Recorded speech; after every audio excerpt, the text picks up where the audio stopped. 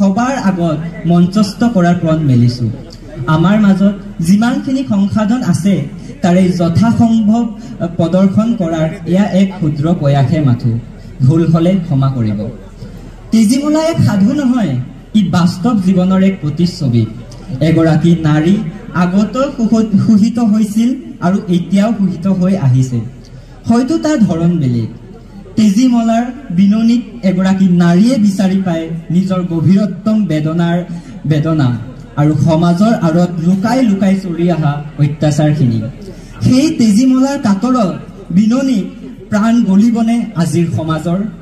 সেই তেজীমলাৰ চিঞৰত জাগিবনে আজিৰ নৱপ্ৰজন্মৰ মানৱবোধ? এই সমূহ প্ৰশ্ন বুকুত কঢ়িয়াই আহক আজি আকৌ আপোনালোকক লৈ যাওঁ আপোনালোকৰ শৈশৱলৈ, তেজীমলাৰ কাহিনীলৈ।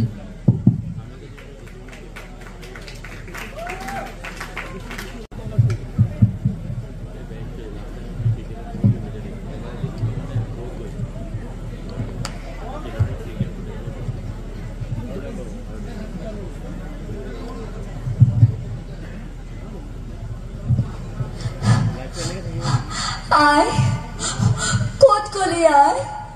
তই মোক অকলে এৰি থৈ কিয় গলি আই? মই অকলে পৰি গলো আই। আই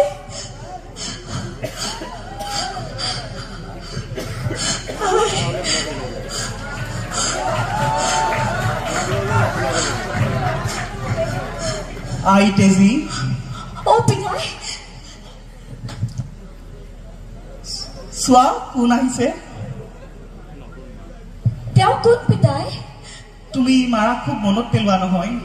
অ পিতাই, তোমাৰ মাৰাৰ মৰমখিনি পূৰ কৰিবলৈ তোমালৈ এগৰাকী মা আনিছো। আজিৰ পৰা এৱেই তোমাৰ মা। আহা মাজনী, আজিৰ পৰা ময়ে তোমাৰ মা।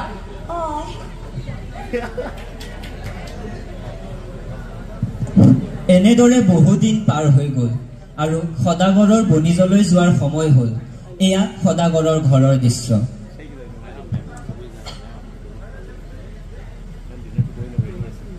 শুনিছা, মই এনেকে থাকিলে নহব। বনিজলৈ যোৱাৰ সময় হৈছে। হয়তো বনিজৰ পৰা উভততে 5-6 মাহ সময় লাগিব। তেজীজনীক ভালকৈ চাবি। তাই আমাৰ সকলোৰে আলাকৰ লাৰু, মাত নোহোৱা ছোৱালী। বৰ মৰমত ডাঙৰ কৰিছো তাইক। তাইৰ খোৱা বোৱাৰ পৰা পিন্ধা উৰাৰ পৰা সকলোখিনি তুমিয়ে চম্ভালিব লাগিব। এগৰাকী মাকৰ অভাৱ যাতে তুমি কেতিয়াও তাইক অনুভৱ কৰিব দিব নোৱাৰা। আই তেজী, ইপিনে আহাচোন। অ পিতাই। মা, কেইদিনমানৰ কাৰণে মই বনিজলৈ যাম। আই অ পিতাই, কেতিয়া আহিব আপুনি? মই যিমান পাৰো সিমান সোনকালে আহিবলৈ চেষ্টা কৰিম। মোৰ কাৰণে কিবা আনিব দেই। নিশ্চয় আই, এনেওতো তোকেই থাকিব নোৱাৰো। গতিকে বজাৰৰ দামীতকৈ দামী বস্তুটো মই তোলৈকে আনিম আই।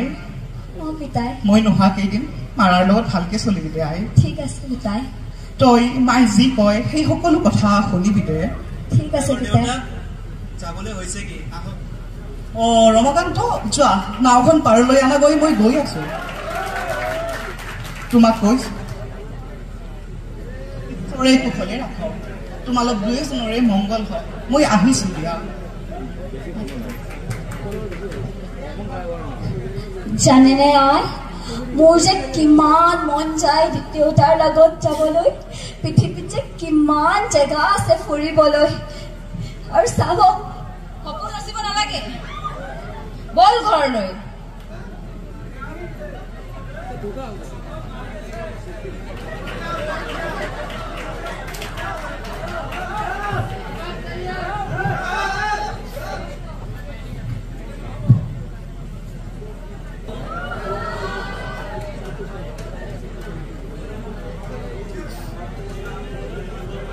সদাগৰ দেউতা ঘৰত নাই নি?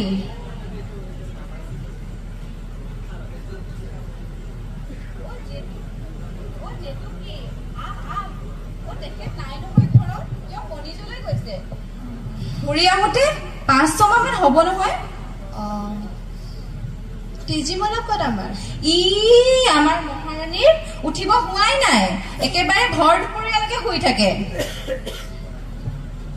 তোমাৰলৈ বেয়াই লাগে আই তুমি ঘৰৰ ইমানবোৰ কাম অকলেহে কৰিব লাগে হয় তেজীমলাই এই দুটা কৰি দিব পাৰি দিয়কচোন এনেকে লাগে সদাগৰ দেউতা তোমাক কামহে কৰিবলৈ আনিছে সংসাৰ সজাবলৈ নাই যেটো কি এয়া তুমি কি কৈছা মই ঠিকে কৈছো বিয়াৰ ইমান বছৰ হ'ল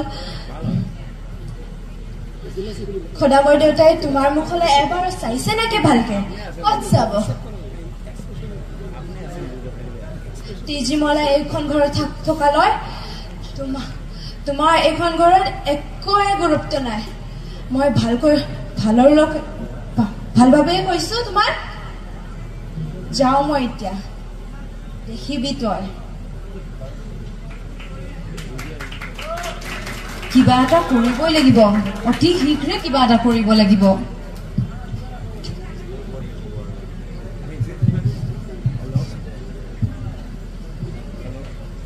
ঐ উঠ ইমানবোৰ কাম থাকোতে তই শুই আছ উঠিব পৰা নাই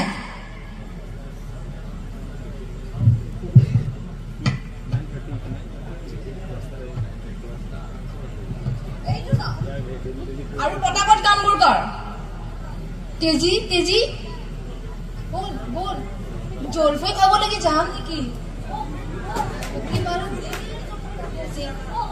বল তই গৈ থাক মই এবাৰ আই খুদি আহিছো বল ভিতৰলৈ তই জলফাই খাবলৈ যাওঁ তই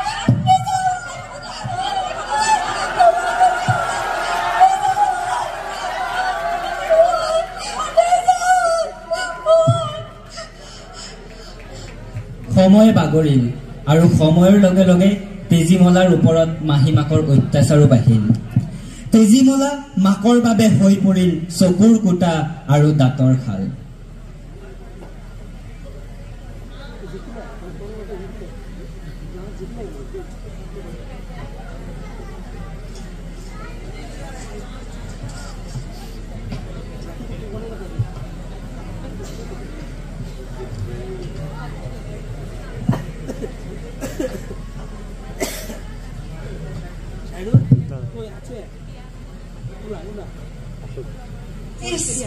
চাচোন আমাৰ তেজীজনীৰ অৱস্থা মই ভাদৈ মাজগাঁৱৰ পৰা আহিছো তেজীমলাক আৰু আপোনাক বনলতিকাৰ বিয়াৰ নিমন্ত্ৰণ দিবলৈ তেজীমলাৰ বন্ধু বনলতিকা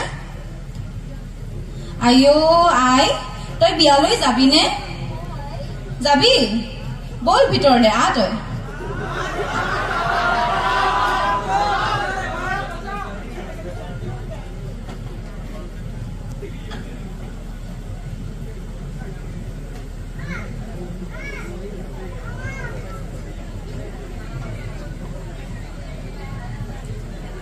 এয়া বনলতিকাৰ ঘৰৰ বিয়াৰ দৃশ্য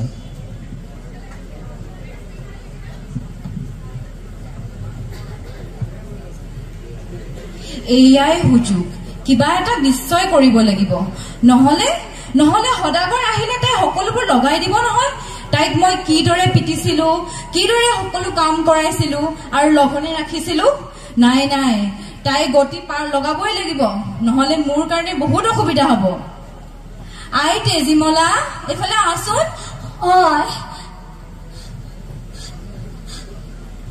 আই তই বিয়ালৈ যাবিনে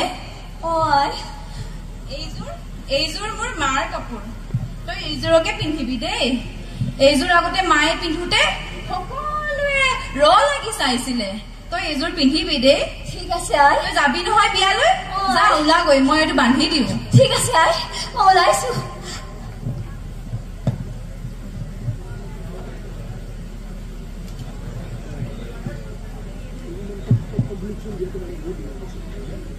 ইয়াতে নিগনি এটা ভৰাই দিওঁ তাই পাৰ লগাম আজি মই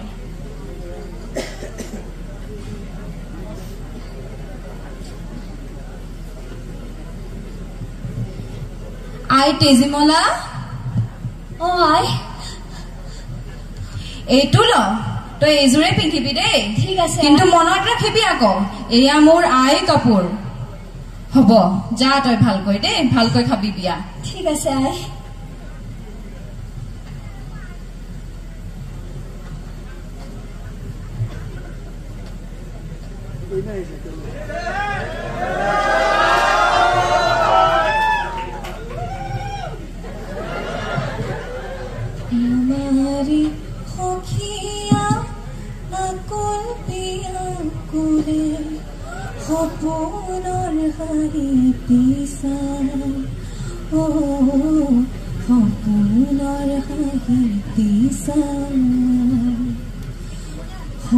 খুৰী আহিলো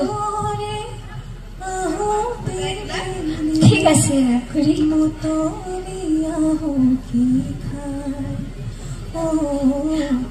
আহিলো মোৰ জানো আই মোলে এক বহুত ধুনীয়া সাজ দিছে মই দেখাইছো ৰ তহঁতক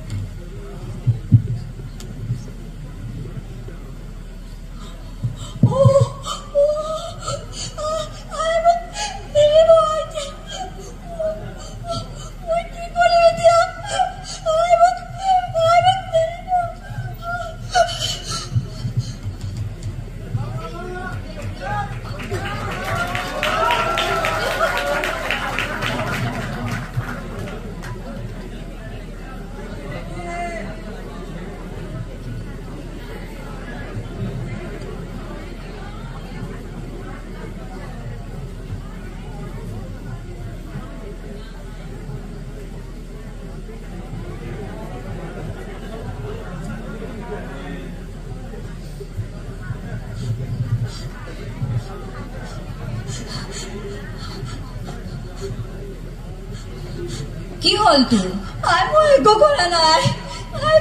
কৰা নাই কি হল নকওঁ কিয় নিগুনিটোৱে কৰিছে মই একো কৰা নাই কি হল হে হৰি তই মোৰ আই কাপোৰযোৰ কুটুৱালি নিগনি আই মোক ক্ষমা কৰি দিব মই আপোনাৰ অন্তিম স্মৃতি ৰাখিব নোৱাৰিলো আই মোক ক্ষমা কৰি দিব এই কুলক্ষণীজনী আপোনাৰ কাপোৰখিনি কুটুৱালে আই মোক ক্ষমা কৰি দিব আই মোক ক্ষমা কৰি দিব ঐ তই জানিছিলি হয়নে তই জানিছিলি বল ঢেঁকীশাললৈ বল ঢেঁকীশাললৈ তই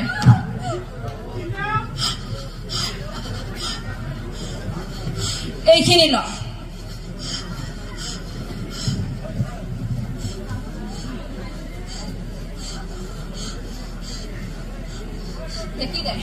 ঢেঁকী দে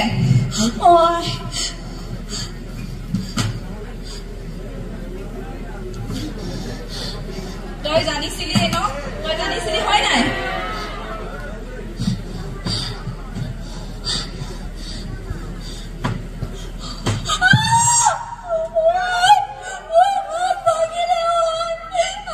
ৰখিছ কিয়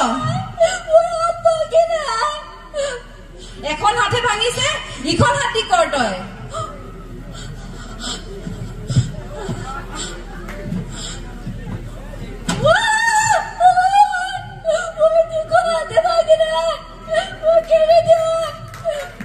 তোক আজি মই তই গম পায়ো তই মোৰ আই কাপোৰখিনি কুটুৱালি তোক আজি মই দুখন হাতে ভাঙিছে ভৰি দুটা আছে নহয় ভৰি দি দে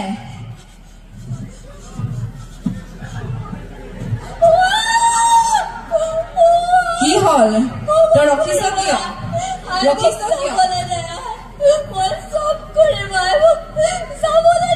যাব দিব লাগে মোক বিয়া কৰাই আনোতে সদাগৰে কৈছিলে তেওঁৰ ঘৰৰ গৃহস্থনী কৰি ৰাখিব এতিয়া মোক তোৰ দাখি কৰি ৰাখিছে আৰু তই মোৰ আই কাপোৰখিনি কুটুৱালি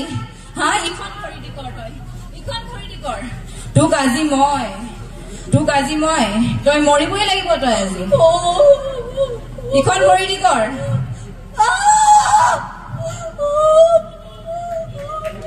কি হল তই ৰখিছ কিয় তোৰ হাত ভৰিহে ভাঙিছে তোৰ মাথাটো আছে নহয় মাথা দি কৰ আজি তই আজি মৰিবই লাগিব আজি তই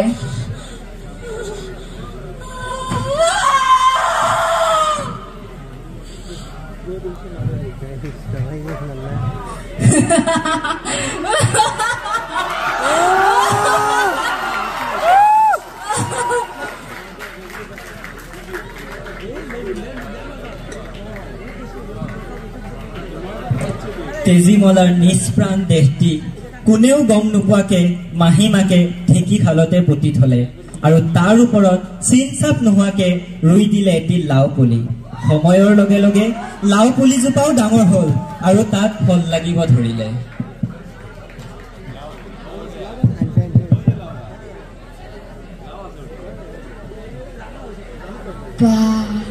সদাগৰ দেউতাৰ বাৰীত ইমান ধুনীয়া লাও লাগিছে, এযোৰ ছিঙি আনো ৰ।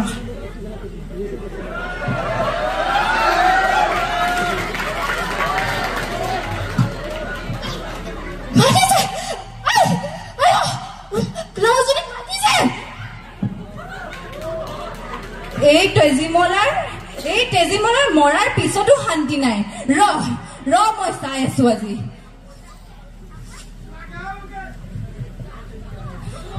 পানীত উতৰাই দিলো, এতিয়া কি কৰে চাও, এতিয়া কি কৰে। 6 মাহ পাৰ হল আৰু সময় হল সদাগৰৰ ঘৰলৈ উভতি অহাৰ।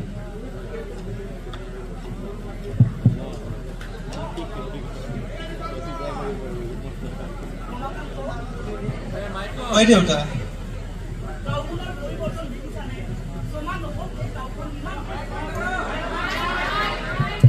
তাকেই দেউতা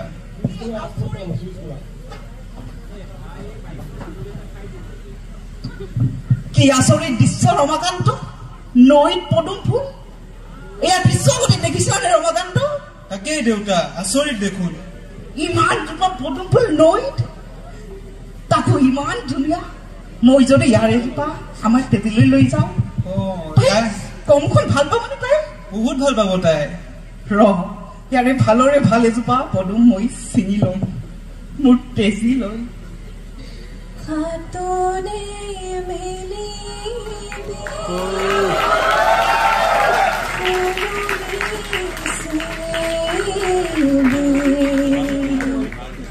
কৰে না ওৰিয়াত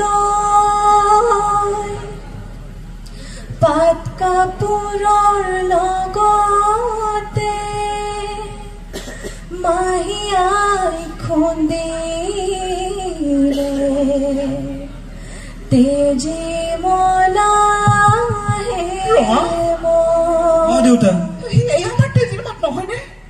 হয় দেউতা, তেজীয়ে। ফুলকেই জুপিয়ে দেখোন তেজীমলাৰ মাতত মাতিছে। কিবা একো অঘটন হোৱা নাইতো? মোৰ তেজী ভালে আছেতো? তাইক মই 6 মাহ এৰি থৈ গৈছিলো।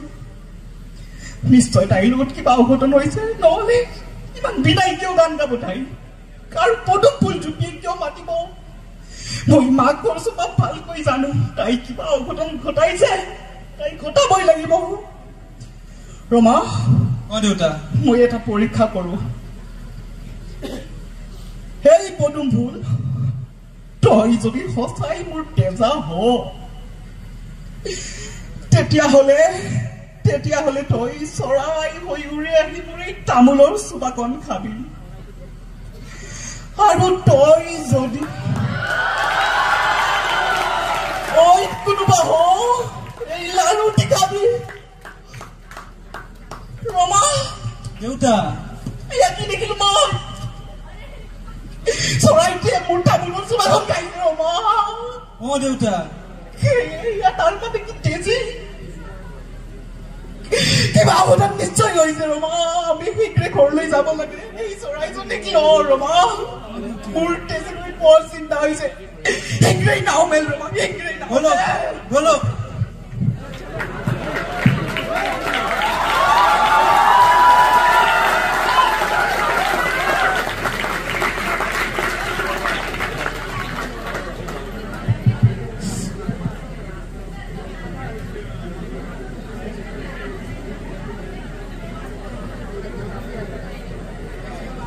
শুনিছা? ক'ত আছা আছা তুমি তৎক্ষণাত ওলাই আহক তেজীমলা ক'ত অ তেজীমলা মোমায়েকৰ ঘৰলৈ গৈছে অ নহয় তাই সখীয়েকৰ ঘৰলৈ গৈছে সঁচা কথা ক'ত তেজীমলা ক'ত তাই সখীয়েকৰ ঘৰলৈ গৈছে এতিয়াও সময় আছে তোৰ হাতত তাই সখীয়েকৰ ঘৰলৈ গৈছে অ ৰমা দেউতা তেজীমলাৰ সখীয়েকৰ ঘৰলৈ মানুহ পঠিয়াই দে আৰু তাক চাবলৈ দে যে তাত তেজীমলা আছে নে নাই যদি নাই কথা বিধম হ'ব ঠিক আছে দেউতা এতিয়াও কৈছো সঁচা কথা কওঁ ক্ষমা কৰি দিব মোক ক্ষমা কৰি দিব মোৰ ভুল হৈ গ'ল কি ভুল কৰিলি কি ভুল কৰিলি তই কেজিৰ লগত কি কৰিলি ক মই তাই ঢেঁকীত খুলি মাৰি পেলালো ক্ষমা কৰিব মোক ভুল হৈ গ'ল মোৰ তেজীৰ নিচিনা ছোৱালীটোক তই ঢেঁকীত খুন্দিবলৈ অন্তৰে কেনেকৈ গ'লি তই এগৰাকী মাতৃ কেতিয়াও হ'ব নোৱাৰিলি আনকি তই হ'ব নোৱাৰিলি এজন প্ৰকৃত মানুহ ক্ষমা কৰিব মোক ক্ষমা তোৰ শাস্তি পাবই লাগিব তই মোৰ সবাতোকৈ মৰমৰ তেজীমলা হত্যা কৰিলি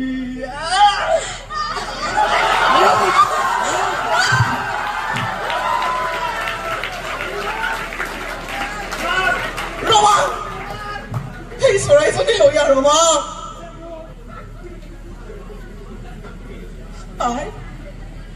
আই তেজী তই জানই নহয় তই নহ'লে তোৰ পিতায়ে থাকিব নোৱাৰে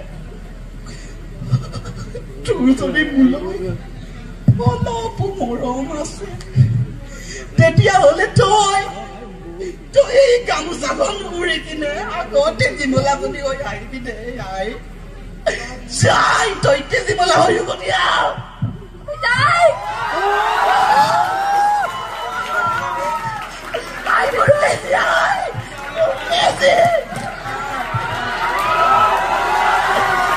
সময়ে এখন সমাজলৈ পৰিৱৰ্তন আনে এই পৰিৱৰ্তন মানৱ জাতিৰ বাবে খুবেই জৰুৰী কিন্তু পৰিৱৰ্তনৰ নামত নিজৰ মূল শিপাক পাহৰি পেলোৱাটো সমাজৰ অৱনতিৰ মূল কাৰণ অকল তেজীমলাই নহয় তেজীমলাৰ নিচিনা হেজাৰ হেজাৰ লিখনি সন্ধিয়াৰ ভোটা তৰা হৈ জিলিকি আছে অসমীয়াৰ সাহিত্য জগতত প্ৰয়োজন মাথো তাক নৱপ্ৰজন্মৰ মাজত বিলাই দিয়াৰ আৰু সেই সাহিত্যৰাজিৰ দ্বাৰা দিব বিচৰা জ্ঞানসমূহৰ প্ৰচাৰ কৰা সাহিত্যই সদায় এখন সমাজক সঠিক পথ দেখুওৱাত সহায় কৰি আহিছে গতিকে এই সাহিত্যৰাজিক জীয়াই ৰখাৰ আমাৰ এক ক্ষুদ্ৰ প্ৰয়াস ধন্যবাদ